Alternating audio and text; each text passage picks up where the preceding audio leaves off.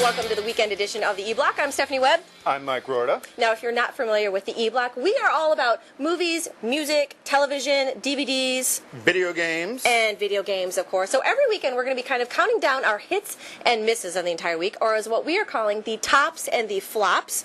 So I'm going to start with mine first. The top this week, who's on top? It's Billy Crystal. And why?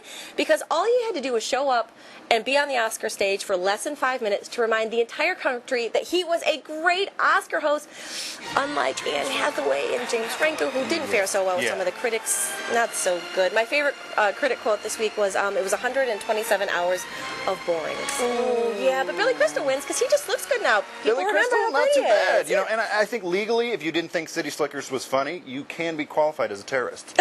I think so too. But that kind of leads us into what your flop is. Who's your flop of the week? My flop of the week was James Franco hosting the Oscars. I mean, it's James Franco. He's artsy. You want him to do well, but he just showed up in his Pineapple Express character and didn't really do a whole lot of anything.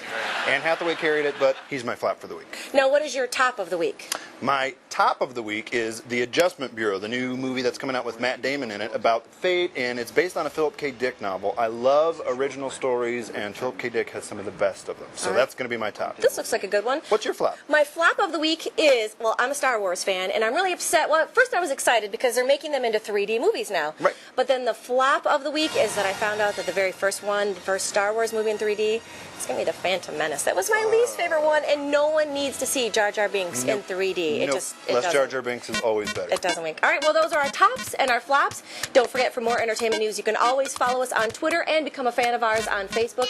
And remember, if you can see it, hear it, or play it, you're going to find it right here in the E-Block.